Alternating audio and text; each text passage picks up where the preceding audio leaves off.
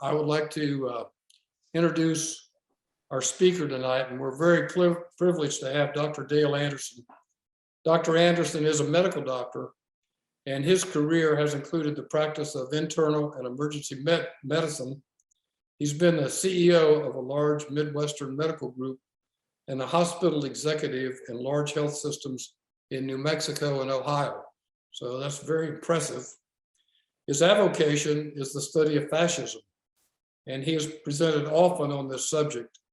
And he's studied the rise of kleptocracy, is America safe for democracy, and For the People Act, the For the People Act, and how fascism works. And I've heard Dr. Anderson's talk tonight, and it's something that we really need to pay attention to so that we know what we're up against and the dangerous situation that our democracy confronts. So with no further ado, Dr. Anderson, the floor is yours. Oh, thank you, Gene. And now we can get started here. So thank you again. I call this the conservative dilemma and the threat to our democracy. And when I first started getting into this was back in 2017, when I read an article in Foreign Affairs magazine written by Robert Mickey, Steve Levitsky, and Lucan Way, called "Is America Still Safe for Democracy?" And this is after Trump had been elected. And they wrote this article, and they made this statement that Trump presidency has punctured many Americans' beliefs about their country's exceptionalism. US democracy is not immune to backsliding. In fact, it now faces a challenge that extends well beyond Trump, sustaining the multiracial democracy that was born a half century ago. And what really caught me was this last line in their article. They said, few democracies have survived transitions in which historically dominant ethnic groups lose their majority status. If American democracy manages to do that, it will prove exceptional indeed. And what they're of course referring to are the projections from the US Census Bureau that in 2042 to 2045, somewhere in that range, white America will become a minority ethnic group. And this is kind of the picture of the projection going forward. So I thought, well, that's a real challenge. And then how are we going to lose our democracy because of this change? And of course, the answer was that a Donald Trump would appear to be the champion of the white Christian majority and kind of bring it forward. So I then picked up a copy of Steve Levitsky's book in 2018 called How Democracies Die. And in this, he described what he said was the conservative dilemma. And that's the tension that the conservative parties, which are really the economically elite members of the society, the parties, what it faces when they try and defend the elite's wealthy status when challenged by an increasingly enfranchised citizenry. In other words, how do they maintain their power as voters, the voting expands to the majority? And they said that's a tension in all democracies. In fact, what Daniel Ziblatt commented on was that in evolving democracies, conservative politicians must get and maintain voters' backing, even as their elite allies, their donors, seek to preserve their world, their interest in their power. And from his perspective, he said that conservative political elites play a decisive role in determining whether the fledgling democracy will flourish or die. And as I thought of this, I was thinking about who are those conservative political elites. And I was thinking, are our hands and our fate of our democracy in the hands of these men and women? They go on to say that the conservative approach to maintaining power has three options, and they list them in this fashion. The first is that they can offer concessions to the masses. In other words, they can share the wealth and maintain power by doing so. They can use their politics, their political power to show what they've been able to do for the greater masses.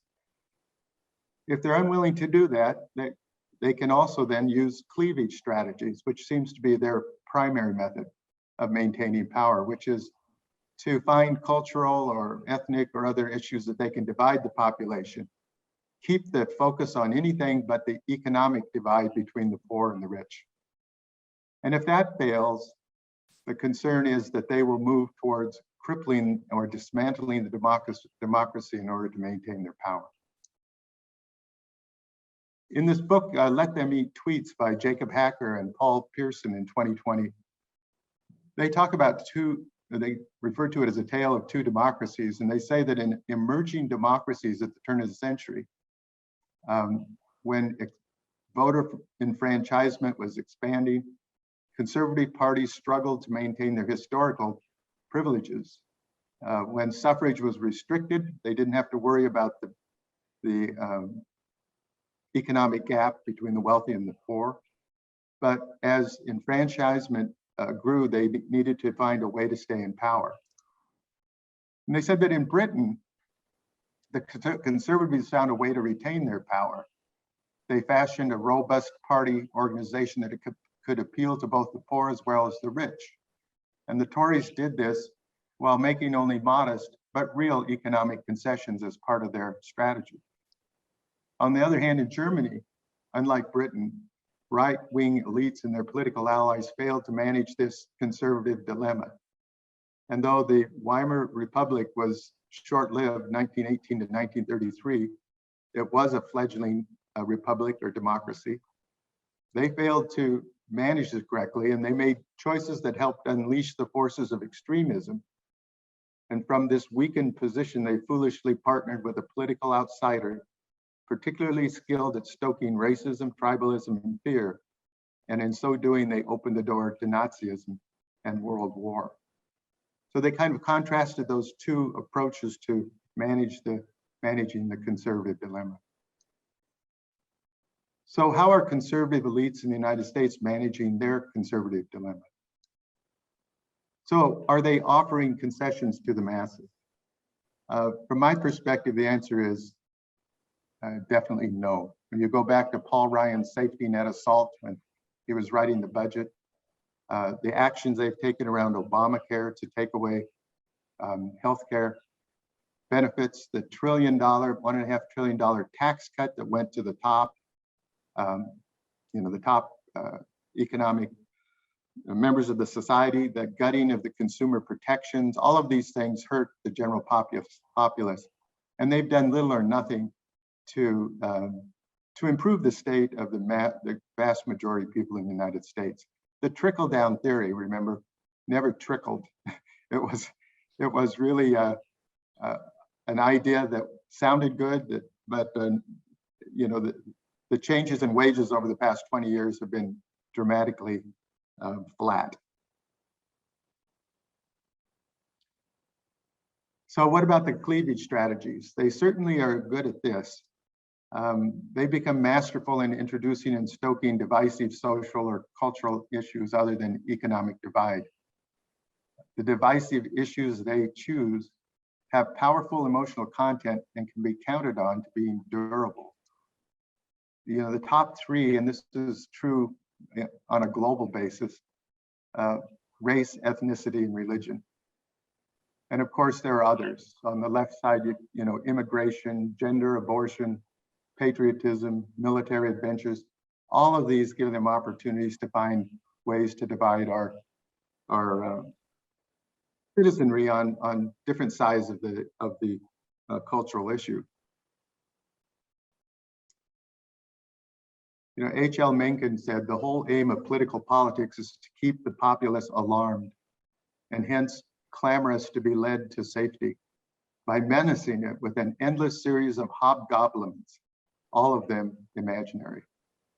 And I think probably one of the best examples of that was the 2000 ads, Facebook ads that Trump put out right before the 2020 election, or in which he's looking right at you and saying, no games, finish the wall. And they talk about the invasion from the South, trying to scare the population into submission. In their book, however, they say that the Conservative Party's embrace of the strategies of cultural division introduced two great risks. And the first risk is that of capture. They said that the Conservative Party may become vulnerable to capture by outside organizations that specialize in generating outrage. And then the second risk is a risk of diminishing commitment to democracy. If the party's appeal to voters is not enough, they may attempt to shift the electoral math more directly by bending or breaking those rules. So the risk of capture and the risk of losing their commitment to the democracy if the cultural division strategies don't work. And I'd have to say that they're absolutely right about the risk of capture. Is there any doubt that the Trump party has captured the traditional Republican Party? And this has been an astonishing activity over the last couple of years, or last 6 years, the ability of that traditional Republicans to lose control of their party. In an opinion piece in the Washington Post in 2021, Brian Klaas said, "What has happened in the United States over the past 5 years in many ways is a classic of the autocratic genre. A populist leader rose to power, attacked the press, politicized the rule of law, threatened to jail his opponents, demonized minorities, praised dictators abroad, spread conspiracy theories and lies, and then sought to seize power despite losing an election. When such despotic figures emerge in democracies, the political party has two options: push back against the would-be despot while reasserting democratic principles, or remake the party in his image." And Brian Klaas says Republicans have clearly chosen the latter path. The big question is, can this be reversed? Can Republicans go back to being a broadly pro-democracy party that operates within democratic constraints, accepts election defeats without inventing false claims? And from his perspective, he said there are few ways political parties that drift towards authoritarianism can be brought back from the brink. Sadly, none of them can save the modern GOP. So from his perspective, the idea that the party's going to reinvent itself back into a pro-democratic party is very low risk likely, or very unlikely occurrence. And I'd say that the Republicans have wakened to the fact that their cleavage and their strategies are beginning to fail. And probably the most dramatic example was what happened in Georgia in this last election cycle. I think this really put panic into the Republican Party. Stacey Abrams' project to flip Georgia over 10 years resulted in 130,000 new Black registered voters between 2016 and 2020, leading to Biden's win. Not only that, it led to two Democratic senators winning their contests and really flipping the Senate. The first Jewish senator from Georgia, John Ossoff, and of course, the first Black senator from Georgia.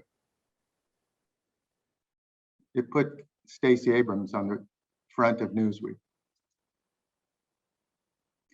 So if the parties decided that they can't share their wealth with the general populace, that their strategy to divide the population is failing, their third path is to move down a more aggressive method or aggressive approach to dismantling the democracy. I think this is pretty clear that that's the direction they're going. The Brennan Center for Justice in October published their voting laws roundup. In an unprecedented year, they said 19 states have enacted 33 laws that will make it harder for Americans to vote. More than 425 bills with provisions that restrict voting access have been introduced in 49 states in the 2021 legislative session. All those blue states shown in that picture.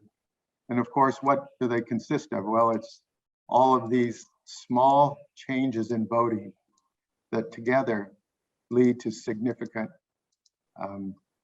restrictions in minority and other undesirable voters from the Republican standpoint. When you look at these, and each one seems rather innocuous, but when you put them together, like fewer mail ballot drop boxes, or more difficulty in voter ID. Recall that Georgia, Biden won Georgia by 11,000 votes. So it doesn't take a lot of these minor changes to shift the result.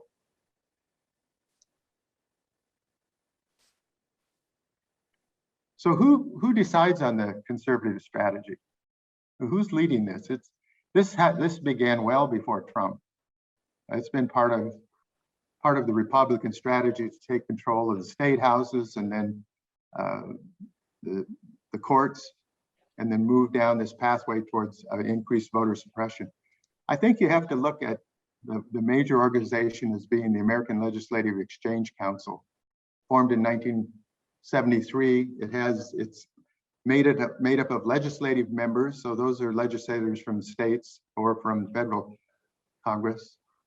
Corporate members are representatives of the major US corporations, conservative think tanks, industry associates. And what they do is they develop these model bills. They sit down together and write model bills and recommend them to their legislatures to take back to their states. Supposedly the corporate leaders are providing feedback to the legislatures, but I think everyone understands that it's basically the corporate, these different industries writing their own bills. The example, the Florida power bill that Gene was referring to would be a good example. Writing these bills and asking their Republican state senators and state legislatures to pass them. ALEC really is a large organization that has three goals, and they refer to it as economic liberty. Reduce taxes to as low as possible, ideally zero. Minimize regulation and weaken workers' power.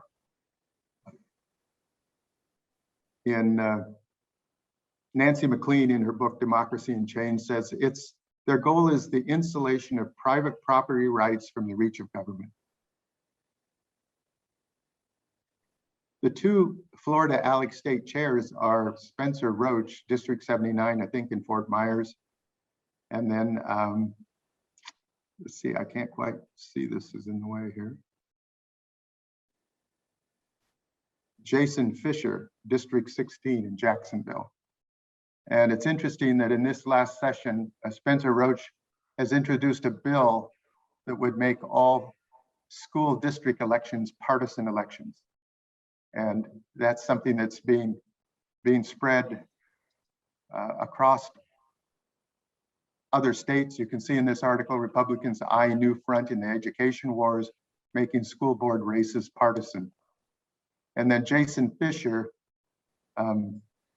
he was the person who brought forth a bill that would, for protecting the Second Amendment, that shifted the burden of proof in pretrial hearings to the state in cases involving stand your ground immunity. And of course, the stand your ground laws all began with ALEC. I know if you just look at this list, and this was from 2017, I couldn't find a more recent list of the members of ALEC, but it's about every pharmaceutical company and insurance company in the United States, the big ones. There's Correction Corporations of America, private prison organization. There's Koch Industries, oil and gas, the Federalist Society, the group that makes the recommendations around judges at all levels, including the Supreme Court. News Corporation, 20th Century Fox, Wall Street Journal, Fox News, they're part of this organization. The US Chamber of Commerce, National Rifle Association, all the usual suspects in terms of corporate groups that are imposing their will on the country. And this is a pretty remarkable book by David Pepper, who's a former chair of the Democratic Party of Ohio. It's called Laboratories of Autocracy, and he just published that. It just came out. He was very active in Ohio politics on the Democratic Party, but he's basically saying that ALEC continues to roll out these model bills to control the election process, voter suppression, changes in how votes are counted, election engineering, electoral power refinement, and then all these bills that reduce the power of the citizen, removing gun regulations, appointing partisan members to the court, defying citizen referenda, passing anti-protest legislation such as that was passed here in Florida that puts protesters at risk, censoring history teaching. All of these are coming out of this group. And remember, it's being driven by corporate America. So if this is where the Conservative Party is taking the nation, what is this real? Is it a real threat? And it was back in June of 2021 that 100 democracy scholars, people that study democracy as their profession, signed a letter that said the threat to American democracy and the need for national voting and election administration standards is urgent. They said GOP-led state legislatures are implementing anti-democratic election procedures. Our entire democracy is now at risk. And they point out that when democracy breaks down, it typically takes many years, often decades, to reverse the downward spiral.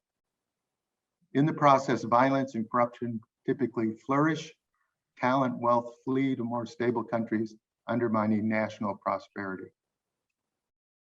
Biden, in his first 174 days, according to the Washington Post, talked about the threat of autocracy in this country, and about 1 out of every 8 days he was making this plea to wake up the country about the threat of autocracy. And he was part of his message was focused on several of his own members of the Senate.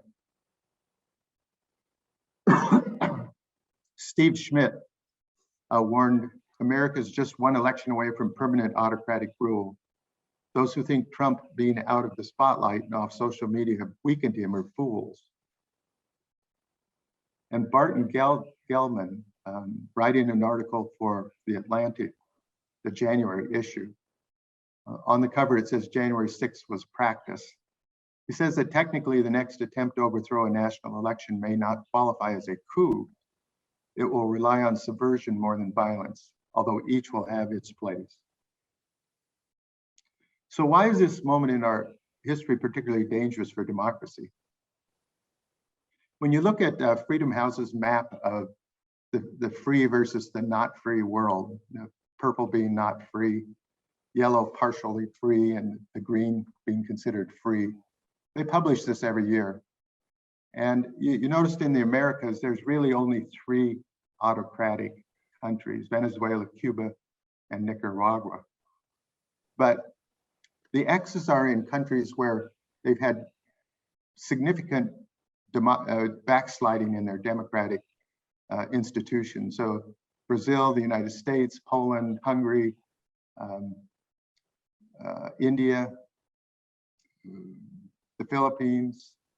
All of these are, if you track their scoring on them in terms of their democracy, have been declining. In fact, there have been a global decline in democracies over the past 10 years with very few new democracies and significant loss of democracy. In the United States, Susan Mettler and Robert Lieberman write in a book called The Four Threats. They talk about the recurring crisis of American democracy. And what they say is that there are 4 conditions that put us at risk: heightened polarization, conflict over who belongs, who's an American, rising economic inequality, and presidential empowerment or aggrandizement.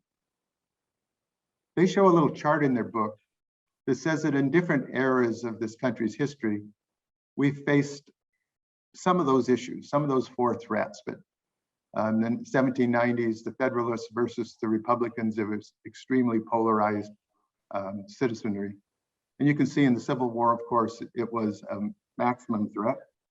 1890s, during the robber baron era and the labor union issues, all 3 of those threats were present. Presidential empowerment during FDR's time, and of course Nixon and Watergate.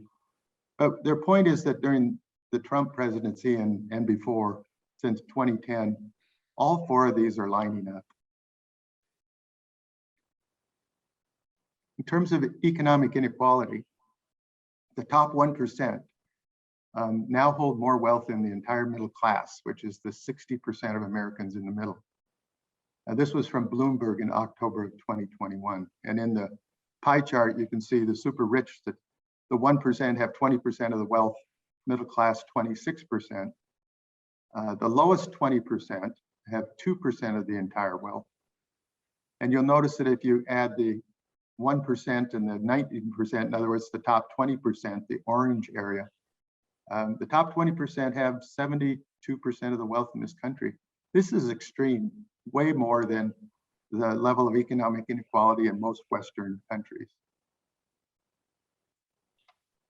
Louis Brandeis, Associate Supreme Court Justice, once said, purported to have said, "We may have democracy or we may have wealth concentrated in the hands of few, but we can't have both." And in their book, when they talked about the impact of extreme economic inequality, they said that there are three risks associated with that for democracy. Unequal power as a result of this concentration of wealth provides enormous political advantage. It skews access to the centers of power and to the law, creates a profound sense of unfairness, creating conflict. The very rich have divergent interests. The wealth may create less commitment to the nation. Plutocrats can live anywhere. Multinational companies can locate their operations in many countries. And then, of course, as you become increasingly wealthy, you have increased fear about losing your wealth and the impact of those who are very poor around you, leading to bunkers and walls and all kinds of things to protect yourself. The second risk around extreme polarization is outlined in a book by Nolan McCarty called Polarization, What Everyone Needs to Know. And he has a little chart in there that shows that congressional polarization, which is defined as how often members vote the party line, and you can see the two lines are the House and the Senate, has waxed and waned, and that it's been rising since the 1940s to the present, where it's in an extreme polarization in Congress. You know, in the middle, in the 40s and the 50s, there were things that used to refer to as conservative Democrats and liberal Republicans. Those don't exist anymore. But there's also a secondary, when you're talking about polarization, there's also voter polarization. And today, Americans have sorted themselves into two broad identity groups. Democrats tend to live in cities, are more likely minorities, women, religiously unaffiliated, and tending to be liberal. Republicans generally live in the rural areas or exurbs, more likely white, male, Christian, and conservative. And Lillian Mason says that when identity and party line up in this fashion, there are fewer cross-cutting ties that allow people to meet and talk about issues. And this is a prime indicator for increasing conflict. So extreme polarization causes gridlock in Congress and increases animosity between groups. In terms of the threat of who belongs, I think Donald Trump made it clear who he thought belonged.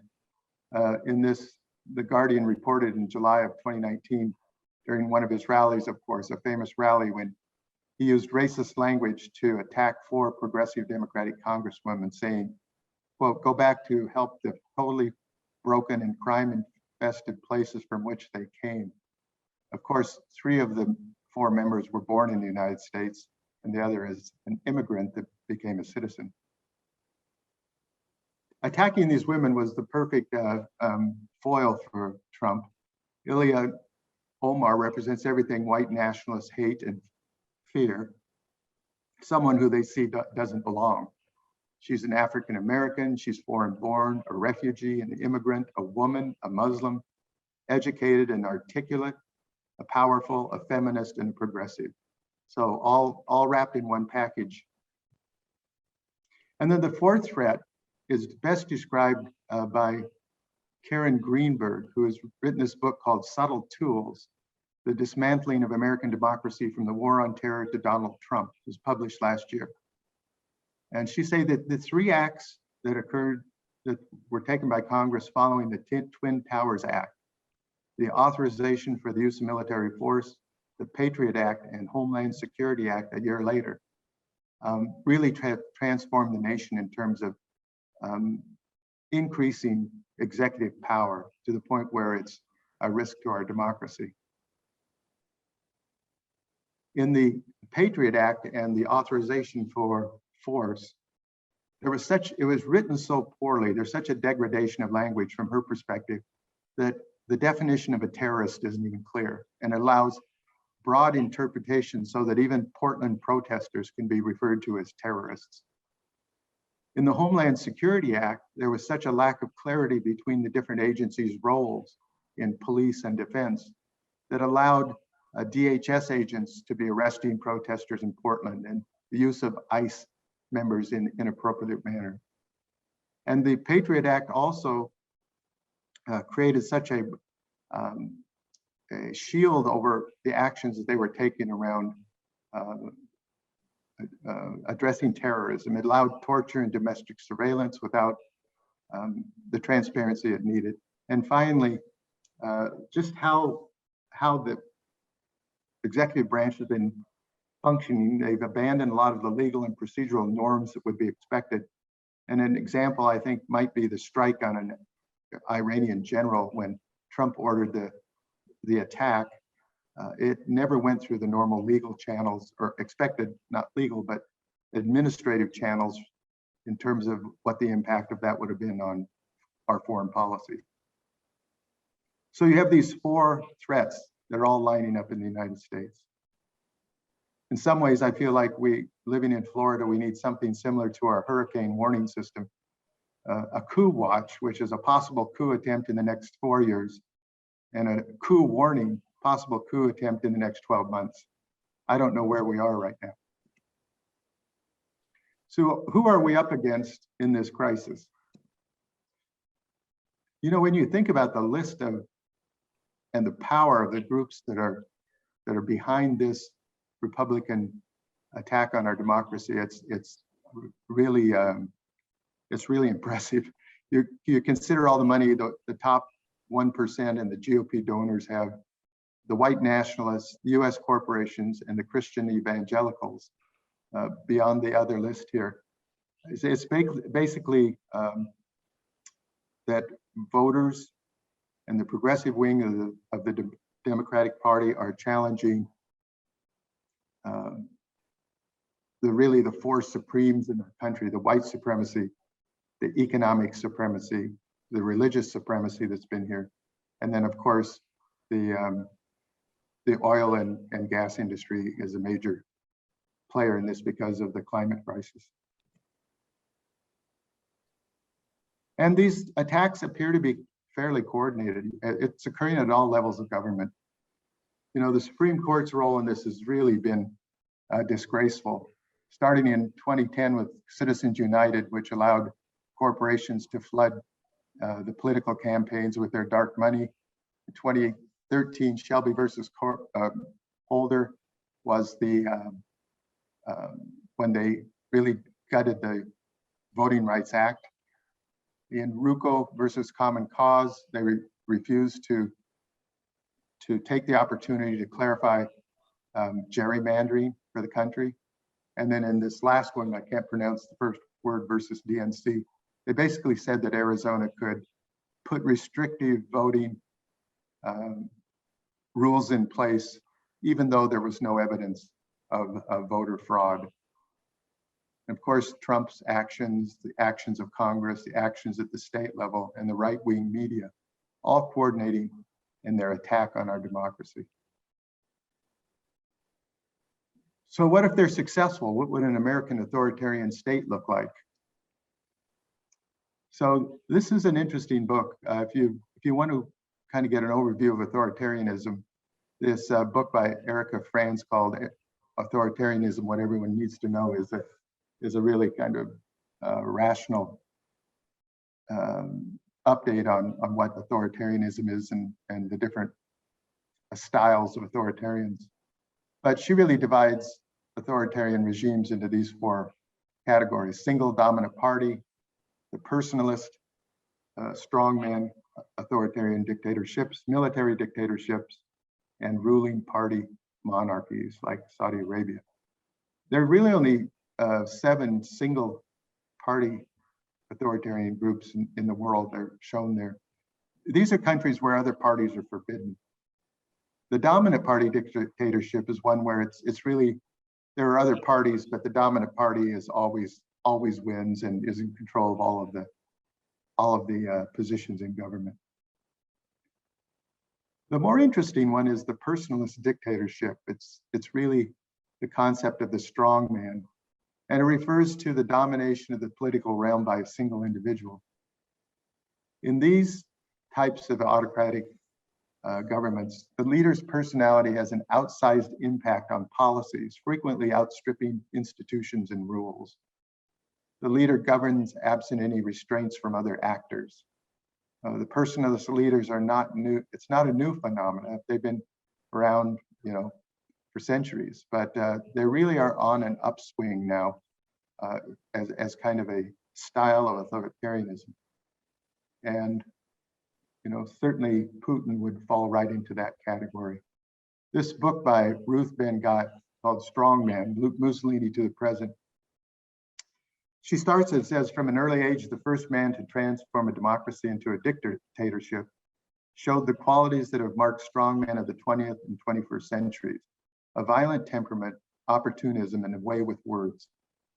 And she divides the history of strongmen into the fascist era, really Mussolini, Hitler, and Franco. And then the age of the military coups from the 50s to the 90s. And these are just four examples: Pinochet, Idi Amin, Gaddafi. And then she says the new authoritarian ascent are slightly different. They don't use violence, overt violence. This is the list that she has in her book. She includes Trump, Erdogan. And she says that when you think about how democracies are taken over, right now, if you go back since 1990, still a coup is still the most common way of democracy or a government has changed its power, about 33%. But she's talking about this concept of incumbent takeover or authoritarianization. And this is on the rise. And this is the method that the strong men on the right have been using, which is to get elected and then dismantle the democracy once you're in power. She says these new authoritarians use a different approach to crippling a democracy. They campaign using populist fascist tactics and are legally elected to office. Once in office, they focus on removing institutional and procedural checks on their power. They use co-option and intimidation to blunt citizens' efforts to hold them accountable. And one of the things with this method of takeover, a military coup happens in one day, right? And it's very obvious what's happening. With this authoritarianization, these slight changes over time until you suddenly find that the frog has been boiled and you're no longer a democracy. The gradual nature of authoritarianization can make it difficult to identify. Doing so requires attention to political developments taking places in many arenas. So at the state level, at the Supreme Court level, in Congress, what's happening in terms of new bills that are being introduced. It takes a lot of surveillance to understand what's happening. The populist playbook is something that's being used. It's almost, you could almost write it and hand it out to the populists in terms of how they approach. And they aim to divide the nation into real people and the enemies responsible for the nation's ills.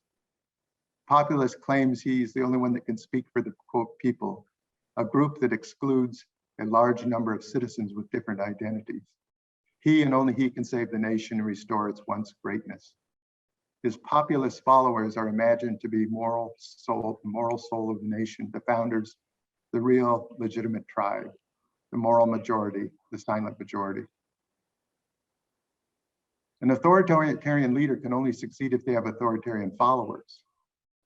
And if you've read any of the works of Bob Altemeyer, who is a professor of psychology at University of Manitoba, he studied this authoritarian personality trait for about 30 years and had written a book called The Authoritarian. But he put together this 30-question survey which could identify this personality trait. And it's called the right-wing authoritarian scale. It describes somebody who is naturally submissive to their authority figures, acts aggressively in the name of said authorities, and is a conformist in thought and behavior. So the three elements of this personality trait are authoritarian submission, authoritarian aggression, and conventionalism. I won't go through all of these, but it's interesting that he did a lot of studies on religious fundamentalists and came up with about, you can see here, about 21 kind of descriptions. Highly submissive to established authority. You can kind of read down, uninclined to think for themselves, largely impervious to facts and reason. And I think one of the most common statements that I hear from colleagues who try and have conversations with Trump supporters are they can't find a way to have a conversation using facts and reason. Number 14, he says they have thick-walled compartmental minds, that they can hold conflicting ideas at the same time and not see the need for trying to resolve that. Surprisingly uninformed at times, often uninformed about even the things they believe in. Then at the very end, he says they're very happy, quite giving, and zealous. It's an interesting description of this group. And they're really, fear ignites their aggression, and self-righteousness is the major release of authoritarian aggression. And it's often based on theology and teachings that bring out the worst in people from his perspective. They also have a strange concept of freedom. They wear the flag, they speak of freedom, but their vision of freedom is very different from that of Washington, Franklin, or Jefferson, or most of the framers of the Constitution.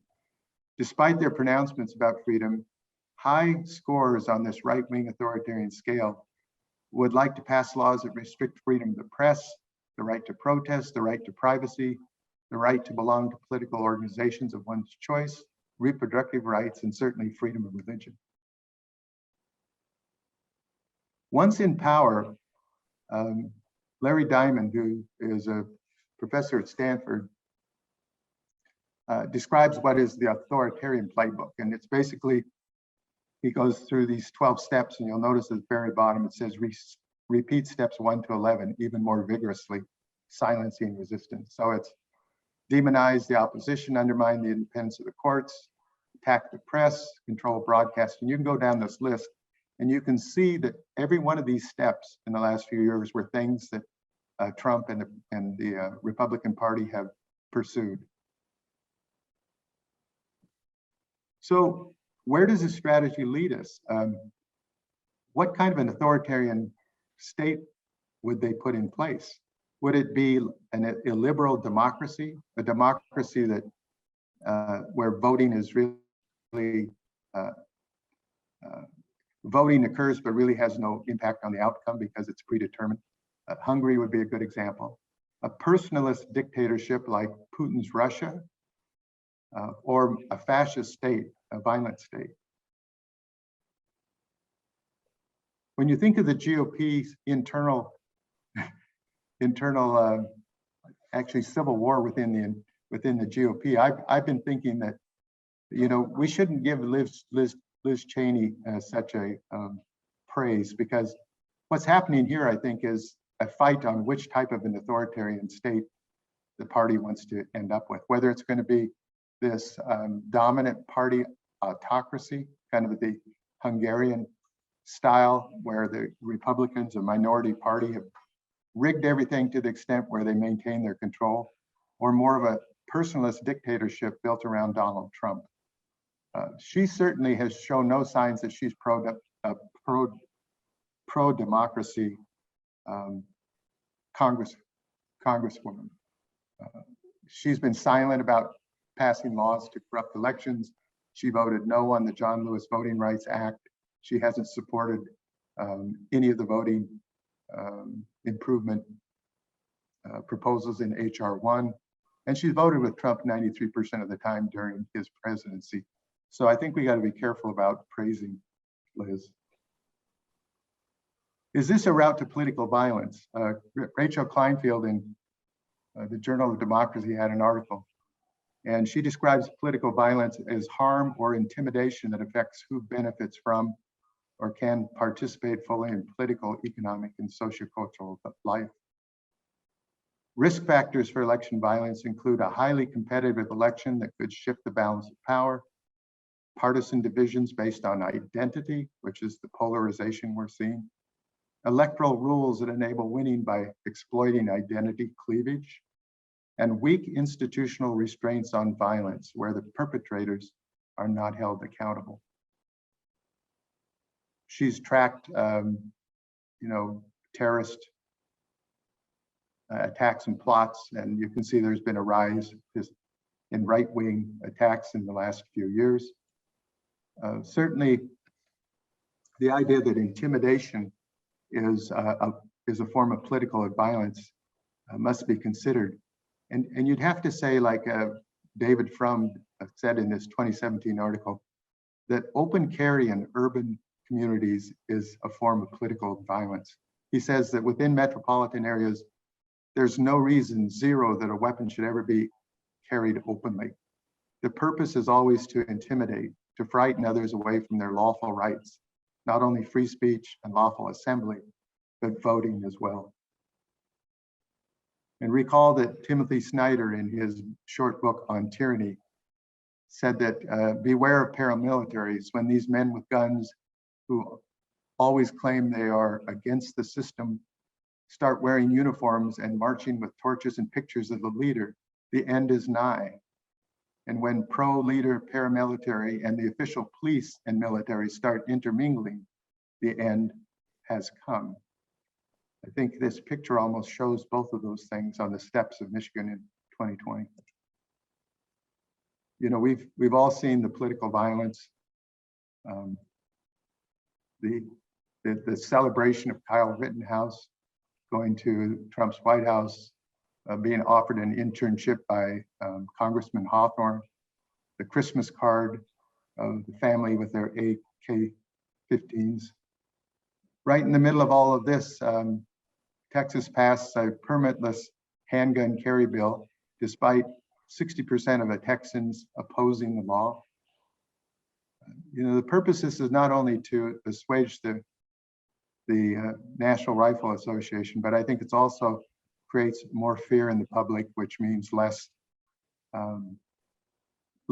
likelihood that the public will come out and protest.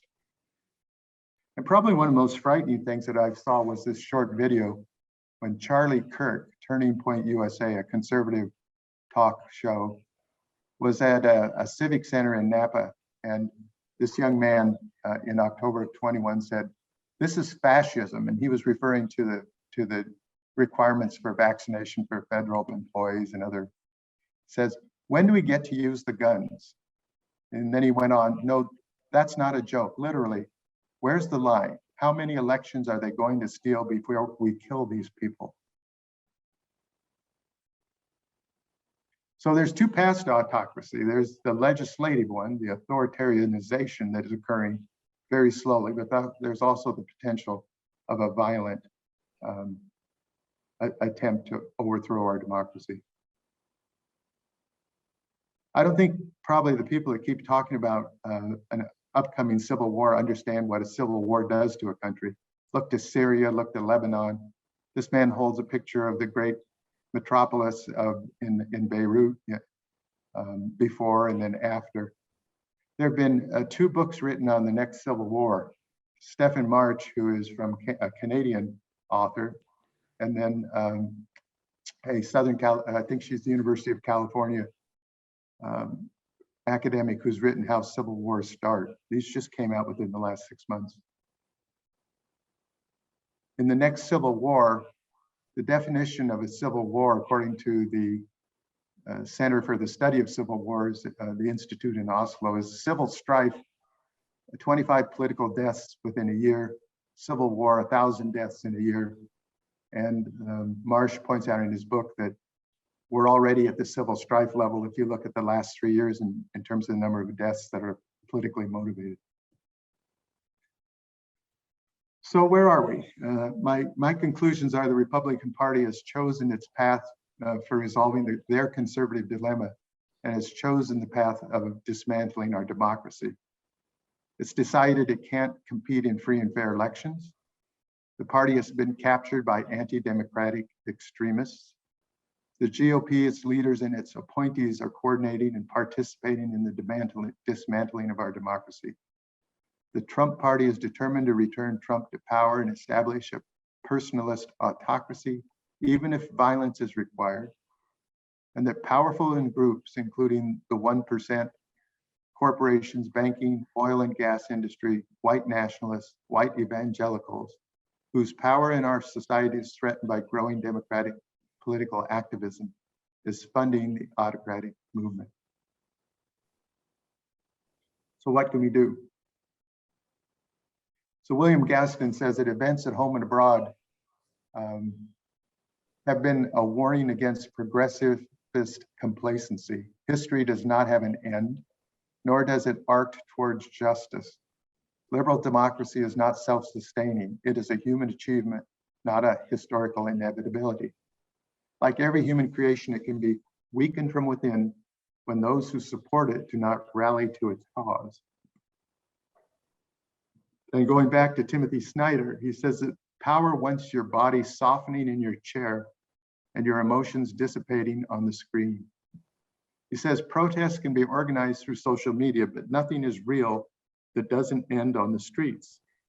If tyrants feel no consequence to their actions in the three-dimensional world, nothing will change.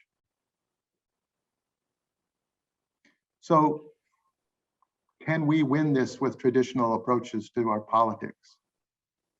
We certainly need to double our political donations in this election cycle, continue to write letters to politicians and newspapers, demand the suspension of the filibuster if possible. I think we're beyond that. Attend and support political rallies. And there are vulnerable states that can make a difference. Val Demings, certainly a very important person that we need to win to maintain our control over the Senate. But I don't think that's going to be enough. If you walk around Sarasota, and despite the clear and present danger to our democracy, if you just look at what's happening, there's no indication of a crisis. There's no street level indication. There's no street level show of support for democracy, no demand of our local GOP leaders and neighbors to commit to our democracy. What we need is a highly visible public awareness campaign in support of democracy. And that these are the kind of things that are part of what that campaign would be: bumper stickers, pins, posters, print ads, letters, public rallies, speakers bureau, citizens pledges, business pledges, public servant pledges, democracy and human rights documents that could be studied, autocracy learning center resources, and then posting this on social media and all of the connections that we need to get out. We also, at least I've been talking about this need for those organizations that are very concerned about our democracy, of creating some kind of a coalition to defend democracy, even if it started here in the Sarasota area, and at least bringing together these groups to share resources, to share ideas, to cross message. This is in the early stage of consideration. Visible public campaign about democracy, pledges. There are examples of pledges on the internet that have already been used for businesses that we could adopt. And we need to confront our Republican colleagues, and probably not the guys on the bottom right, but the guys on the top right, that live next to us in our condominium or house down the street. And I think we have to just have a conversation with them. And some of the starter questions could be, I'm very worried about the future of our democracy. Aren't you deeply worried that once lost, it will be very difficult to regain? autocratic governments like Russia are incredibly corrupt and frequently violent. Why would we want to go there? Just beginning that conversation and seeing whether the independents and some of the more influential Republicans in our community can rethink whether they want to go down this path. You know, when you think of what the Ukrainian citizens are doing to protect their democracy, it's pretty incredible. And you think of what we're willing to do as individuals, it's a little shameful at the moment. It doesn't feel like anyone's willing to take risks. And one of the things about wearing a pro-democracy pin or putting a bumper sticker on your car, making a pledge, is that it asks people to step off the sidelines and become activated. And I think it's an important first step, is people need to identify themselves and not hide under the anonymity of people not knowing where they stand on these issues. When I presented this to the Unitarian Universalist Church, I said we need 40 donors to contribute $5,000 each to put together a democracy coalition. And it was interesting. I had 3 people on the call offer to help support that. Unfortunately, I had no organization to be able to accept the money at the time. They're there. I think there are a lot of people that see that something more than a traditional approach through the political parties is needed, that we need a pro-democracy movement, not only here, but throughout Florida, to really combat this serious threat. Such a coalition would coordinate pro-democracy messaging, provide public education on democracy and authoritarianism, provide resources for campaigns, support pro-democracy candidates, expose anti-democracy leaders, and prepare in some ways for nonviolent resistance should our efforts fail and we really start seeing our democracy disappear. Dale, thank you very much. And if anybody would like to ask a question, send it to, put it in the Q&A, please, and Rich will ask that to Dale. But I want to point out something that I just saw today, and it's really pushes the hairs up on the back of my neck when I found out about this. Our governor, DeSantis, who we know, number one, is not concerned about climate, one of our major issues, and he's not concerned about protecting our democracy either. And we know that from the bills that they passed in the legislature about trying to control what teachers teach and try to ban books and those kinds of things, exactly what Dale was telling us about. But just today, listen to this. DeSantis appointed Esther Byrd to the Board of Education. She's a staunch member of the far right and supports Trump's lie that he won the election. And she's a defender of the Proud Boys, QAnon, and the insurrectionists of January 6th. She talks about a civil war and cleaning up the Republican Party. Now, if that doesn't just put it on the line, consistent with everything that Dale just told us, folks, we're moving toward 12 o'clock. And I know that our veterans group, we're active. We're trying to speak out about this. We got a little waylaid because of this legislative session, but really as the president and a long-term member, we need to get all hands on deck, and we have to start dealing with this issue. And we're working on some messaging right now. And we have a great political action team, and I encourage people that are watching tonight to get involved with us and then work with Dale with other groups. I mean, we can build the coalition that Dale's talking about. We can't wait until a month before the election when these people that will dismantle our democracy are running for election. We've got to be speaking out now, and we've got to try to silence them and call them out as much as we can. I mean, we need to be doing something about this appointment by DeSantis, and she has to be confirmed by the Senate. So that gives us an opportunity to get some information out to the public. But to do that, Dale's exactly right. Unfortunately, it takes money and it takes a lot of hard work. And so we just ask everybody to pitch in. And so Jim or Rich, would you like to add anything? I really appreciated the insights and the way the program was put together. And as much as, you know, sometimes I think our group is on top of this issue, you really laid it out very, very clearly for us. And it is extremely urgent, extremely disturbing to see where we are at. It's like almost a nightmare. All of a sudden, waking up to this thing, and it's a really black cloud out there.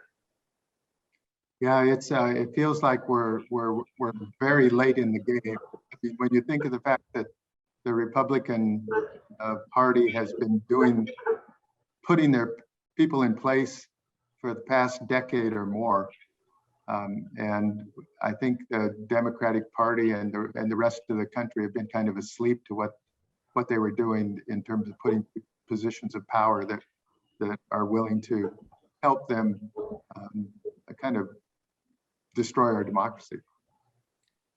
Just a comment, people that have raised your hand, we can't call on you because it's a webinar format. So what you have to do is make your comment in the Q&A, and then Rich will try to get that out there. We've run over an hour, but we'll take a few minutes here and chat about this important subject. Rich? So, Gene, we have a question from Lindsay Kohlenberg. She wants to know where we can find the stickers and bumper stickers, etc. So here's where that is. Yeah, here's where that is right now. I've hired a graphic artist, and she's put together both the pin and the bumper sticker and her logo for a website that we're calling Choose Democracy Now. And she's checking on prices, and probably within, I would say, 3 weeks, we'll have the bumper stickers and pins. Hopefully it will be something that we can figure out a way to distribute those and use them as a means of starting conversations with our colleagues about this. I think flooding Sarasota and Manatee County with bumper stickers and pins would be the first step to show that there's life in the opposition. But we need to be able to demonstrate that in our community. The other thing that we can do too, and a lot of our members already do it, but for those of you that have not, get your Florida Veterans for Common Sense decal. We need to be seeing those all over town because it's important that the veterans' voice is standing up for freedom and liberty in our democracy. I mean, we're basically allowing these right-wing nuts, for lack of a better term, to take the high ground. And if we don't get moving, I mean, I just happened to see a decal on a Jeep just this Sunday. And basically it was a dog taking a crap on President Biden. I mean, that's the way these people behave. And we have to call them out as being nasty, anti-democratic. And if our group doesn't do it, who in the heck in town's gonna do it? We have another question. This one's from Jeffrey Morris, and he wants to know, is there any coordinated effort to implement these suggestions? I think within, I did research for looking for a national organization that we could tie into that might have resources that already in place. And I really couldn't find any organization that wasn't primarily looking at trying to register voters and support candidates. I haven't been able to find any organization that is primarily one of democracy, advocacy, and education about authoritarianism. I think we have to build it. And I think that this coalition idea, I think there's 5 or 6 organizations that we could pull together, including yours and several of the churches and some of the other organizations in town. I even wonder about the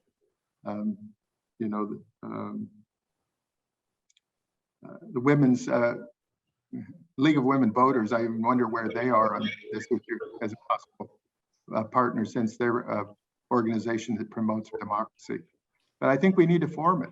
I don't think it's there. And I think if we started it here, I know that there are other people in other communities that are looking for an organization to become involved with in Jacksonville, Orlando, other places where nothing like this exists yet. And I will say this, excuse me for jumping in, Dale, but our group we've taken good preliminary steps to be working on these issues, as many of the more active members know. Our political action team, I mean, we're already publishing Common Sense News, which is coming out every 2 weeks, and it lists the heroes and the bums, and it suggests actions that people can take, and it gives people information like this right-wing nut that DeSantis has just appointed to the Department of Right. Education. So I encourage people to go on our website and subscribe to that. And we're working on messaging right now. And we've got some good people like Dale does. I mean, Pete Tannen has a good advertising team. And so we can put together information. But what we need right now, we need a little bit more money and we need a little bit more support, because as all of you know, we're a volunteer group. And as volunteers, each of us can only do so much. And most of us don't want to work 40 or 50 or 60 hours a week. It may take that. It may take that to save our democracy. And I have no doubt we'll do it. But if we get on the stick right now and do the work we need to do, we can cut a lot of this stuff off, because we can protect Florida in this upcoming election. We probably can't do much nationally, but we can make a difference in Florida. We can get rid of this legislature up there that's taking us down this black hole. So we have another question. This one's from Barry Dyer. And it says, with the bell curve on the distribution of human intelligence, how do you counter a liar like Trump and a major TV network like Fox that validates him? How do you fight misinformation? Yeah, I know, Barry, thank you for I know, Barry, thank you for the question.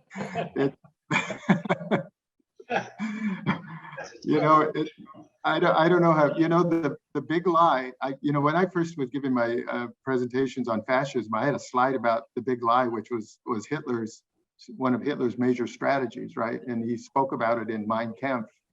He has a page or two where he describes how big lies work, that they're so ostentatious that people can't believe that anybody would say it if it wasn't true.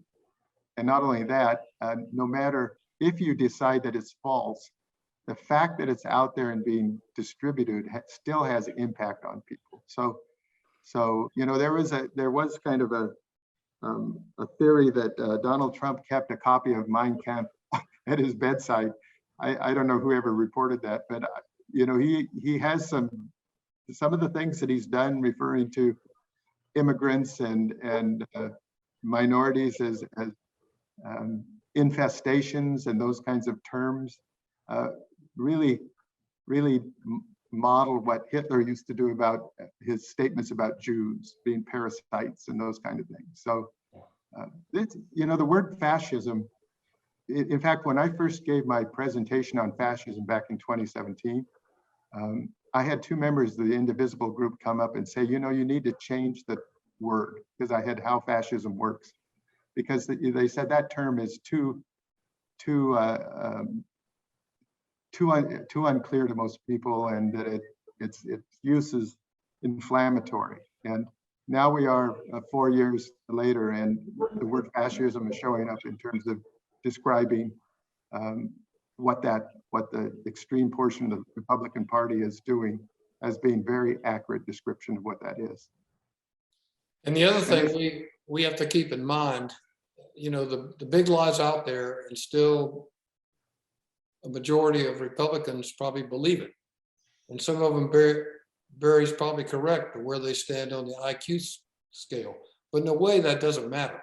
And why I say that is because it's our obligation to make sure that we're putting the truth out there, and that we have the high ground, that we're telling the truth, and people will listen to it. And we may be in a situation where there's an opportunity here. There's two very positive developments that I'll tell you about from a personal perspective. Number one was what happened in Sarasota with the single member districts. Dark money poured thousands, hundreds of thousands of dollars into that campaign, but we still won. Our group was one of a coalition. We probably spent, I don't know, Rich would know probably exactly, but less than $1,000, say. But we boosted ads on Facebook that Pete made and others helped with, and it made a difference. The comments on those things, there were negatives, certainly there were, but it was 2 or 3 to 1 in favor of what we were doing. And that's what we need to get out on the democracy issue. The other thing I'll give you from a personal perspective to show you how things are changing. I happened to be at breakfast with a group of friends and something came up about the legislature. And the waitress just happened to be coming up with something that she was going to serve us. And she just lit up, which surprised me. That's totally unexpected. Nobody would expect this from a waitress. But she actually started to swear at our Florida legislature that these guys are mean old white men and something has to be done. And that's a good indication. And we're not taking advantage of that emotion to talk to these people because they don't know where to turn. What they hear is what the right wing is constantly pouring on them. So we have, maybe it'd be the last question here. I'm going to just summarize a little bit. It's from Brad Harden, and he mentions the importance of engaging with independents and non-party affiliates. And apparently MoveOn.org, which another commenter has mentioned, is doing extensive interview project to learn how to influence these important voters. Yeah, I think they're a very good organization that actually I wasn't able to attend a call about a week ago where they were speaking to some members of Sarasota that were interested in seeing if we could kind of bring them or find a way to bring them into our state. But these are the kinds of connections we need to make over the next few months to really get going.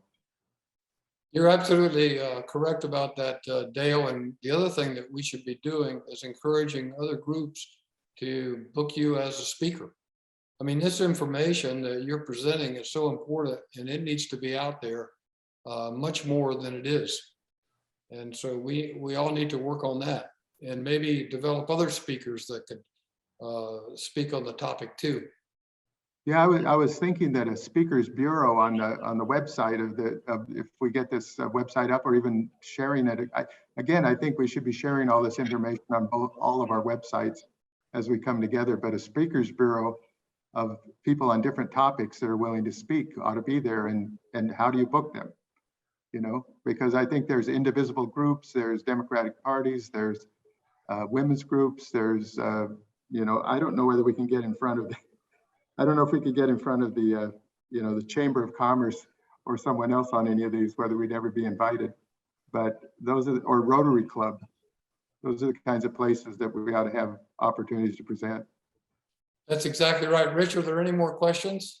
No, well, there's a few more, but there was one question about where you can get a copy of this presentation. We are recording it.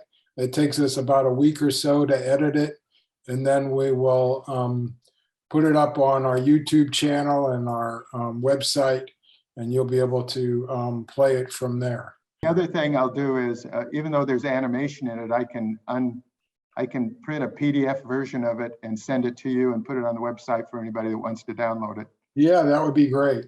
Yeah. That would be great. Okay, with that, then we'll call an end to the meeting, and I encourage people to get involved and join our political action team. We're working right with Dale, and so you'll be in on the ground floor. So let's get it done so that we protect our democracy. Let's not end up like Ukraine. Yeah. Hey, thanks for Okay. inviting me. Thanks for inviting me to speak. Thank you, Dale. Good night, everybody.